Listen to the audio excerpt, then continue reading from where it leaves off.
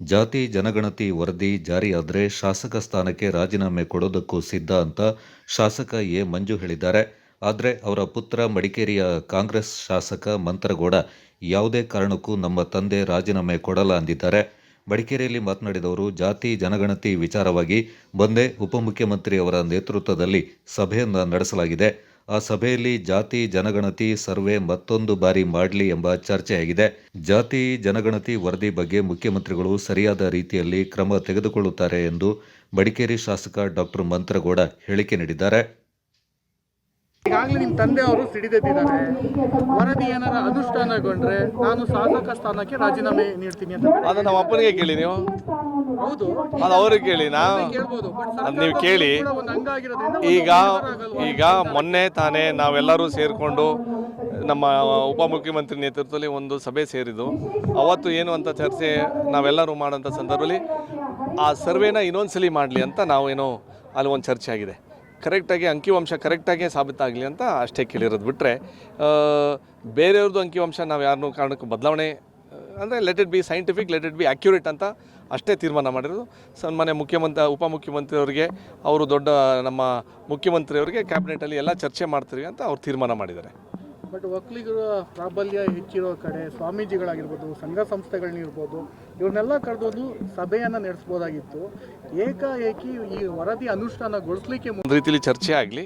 What ever the loop holes ಏನಿತ್ತು, ಯಾಕಂದರೆ ಯಾರ ಮನೆಗೆ ಬಂದಿಲ್ಲ, ಎಷ್ಟೋ ಜನ ನಮ್ಮ ಮನೆಗೆ ಬಂದಿಲ್ಲ, ನಮ್ಮ ಮನೆಗೆ ಬಂದಿಲ್ಲ ಅಂತ ಏನೋ ಹೇಳ್ತಾ ಇದ್ದಾರೆ. That I think they'll take a proper action. And ಅದೇನಾದರೆ ಇನ್ನೊಂದ್ಸಲಿ ಮಾಡಬೇಕು ಅಂತ ಸಂದರ್ಭದಲ್ಲಿ ಏನಾದರೆ ಸನ್ಮಾನ್ಯ ಮುಖ್ಯಮಂತ್ರಿಯವರು 100% I think he will consider ಅಂತ ನನ್ನ ಅಭಿಪ್ರಾಯ. ಬಟ್ ನಿಮ್ಮ ತಂದೆಯವ್ರ ನಿಲುವು ನೀವೇನು? ನಾನು ಒಂದು ನಿಮಿಷ ನಾನು ಪಕ್ಷ ಬೇರೆ ಇದ್ರೂ ನಾವು ನಮ್ಮ ಪಾರ್ಟಿಯವ್ರು ನಾವು ಬಿಡ್ಕೊಳಕ್ಕಾಗಲ್ಲ. ತಂದೆಯವ್ರದ್ದು ಅವ್ರ ಅನಿಸಿಕೆಗಳು ಅವ್ರ ಪಾರ್ಟಿಯವ್ರು ನಿಲುವಿರ್ಬೋದು, ನಾವು ಅದಕ್ಕೂ ನಮಗೆ ಸಂಬಂಧ ಇಲ್ಲ. ಅವ್ರು ರಿಸೈನ್ ಮಾಡ್ತಾರೆ ಅಂತಂದರೆ ನೀವೇ ಕೇಳಿ ಅವರಿಗೆ, ನಾನು ನಂಬರ್ ಕೊಡ್ತೀನಿ, ನೀವು ಫೋನ್ ಮಾಡಿ ಅವರಿಗೆ. ನಾನು ಸರಿ ಮಾಡುತ್ತೆ ಸರ್. ಈಗ ಅವರು ಸೀನಿಯರ್ ವೆಟ್ರನ್ ಪೊಲಿಟಿಷಿಯನ್ನು, ಮಕ್ಕಳು ಮಾತು ಅವ್ರು ಅಪ್ತೀರಿ ಯಾರೂ ಕೇಳೋದಿಲ್ಲ ಇವತ್ತಿನ ಪರಿಸ್ಥಿತಿಲಿ. ಅವ್ರು ಏನು ತೀರ್ಮಾನ ಮಾಡ್ತಾರೆ, ಅವರು ಯಾವ ಕಾರಣಕ್ಕೂ ರಾಜೀನಾಮೆ ಕೊಡೋದಿಲ್ಲ ಅಂತ ನನ್ನ ಅಭಿಪ್ರಾಯ. ಬಟ್ ನೀವು ಹೇಳ್ದಂಗೆ ಎಲ್ಲೆಲ್ಲಿ ಲೂಪ್ ಹೋಲ್ಸ್ ಆಗಿದೆ, ದಟ್ ಈಸ್ ಅದು ಸೆಪ್ರೇಟಾಗಿ ಇಡೋಣ. ಸೀರಿಯಸ್ ಇಶ್ಯೂ ಇಸ್ ಇದು ಏನು ಸರ್ವೆ ವಿಚಾರದಲ್ಲಿ ಅದು ಕರೆಕ್ಟಾಗಿ ಆಗಿದೆಯಾ, ವೈಜ್ಞಾನಿಕ ಅಂದರೆ ಲೆಕ್ಕಾಚಾರ ಕರೆಕ್ಟಾಗಿದೆಯಾ ಅಂತ ಒಂದು ತೀರ್ಮಾನ ಆಗಲಿ.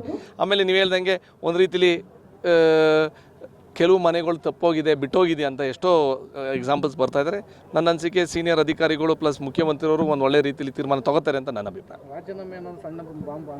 ನನಗೆ ಗೊತ್ತಿಲ್ಲ, ನಾನು ಅವ್ರಿಗೆ ಮಾತಾಡೂ ಇಲ್ಲ ಈ ವಿಚಾರಕ್ಕೆ, ನನಗೆ ಗೊತ್ತಿಲ್ಲ. ಅಲ್ಲಲ್ಲ, ರಾಜೀನಾಮೆ ಕೊಡಬೇಡ್ದು ಅಂತ. ಯಾಕಂದರೆ ರಾಜೀನಾಮೆ ಕೊಡೋದು ಸಾರ್ವಜನಿಕಕ್ಕೆ ಪಾಪ ಮತದಾರ ಹಾಕಿ ಕೊಟ್ಟಿರೋದು, ಯಾರೂ ರಾಜೀನಾಮೆ ಕೊಡಬೇಡ್ದು. That is my personal opinion. But ನನಗೆ ಗೊತ್ತಿರೋಂಗೆ ಇದಕ್ಕೂ ಬೇರೆ ರೀತಿಲಿ ಕಾನೂನು ರೀತಿಲಿ ಆ್ಯಂಡ್ ಪ್ಲಸ್ ಒಂದು ರೀತಿಲಿ ಹೋರಾಟ ಅವ್ರು ಮಾಡ್ಬೋದಿಲ್ಲ ಅಂತಲ್ಲ. ಬಟ್ ನನ್ನ ಅಭಿಪ್ರಾಯ, ಮೊನ್ನೆ ನಮ್ಮ ಉಪಮುಖ್ಯಮಂತ್ರಿಯವ್ರ ನೇತೃತ್ವದಲ್ಲಿ ಏನು ಸಭೆ ಕರೆದ್ರು ನಮಗೆಲ್ಲರೂ, ವಿ ಆರ್ ಆಲ್ ವಿತ್ ಅವ್ರೇನು ತೀರ್ಮಾನ ಮಾಡ್ತಾರೆ ಅಂತ ಅವ್ರಿಗೆ ಬಿಟ್ಟಿದ್ದೀವಿ. ಒಂದು ಒಳ್ಳೆ ರೀತಿಲಿ ಸೈಂಟಿಫಿಕ್ ಆಗಿ ಯಾವ ಕಾರಣಕ್ಕೂ ಯಾರನ್ನೂ ಬಿಡ್ದಂಗೆ ಒಂದು ರೀತಿಲಿ ಲೆಕ್ಕಾಚಾರ ಮಾಡಿದರೆ ಒಳ್ಳೆಯದು ಅಂತ ನನ್ನ ಅಭಿಪ್ರಾಯ. ವೈಯಕ್ತಿಕವಾಗಿ ಈ ವರದಿ ನಿಮಗೆ ಈಗ ಒಂದು ಕಾಯಿನಿಗೆ ಯಾವಾಗಲೂ 2 ಸೈಡ್ಸ್ ಇದ್ದೇ ಇರ್ತದೆ. ಕೆಲವು ಜನಕ್ಕೆ ಒಪ್ತಾರೆ, ಕೆಲವು ಜನಕ್ಕೆ ಒಪ್ಪಲ್ಲ.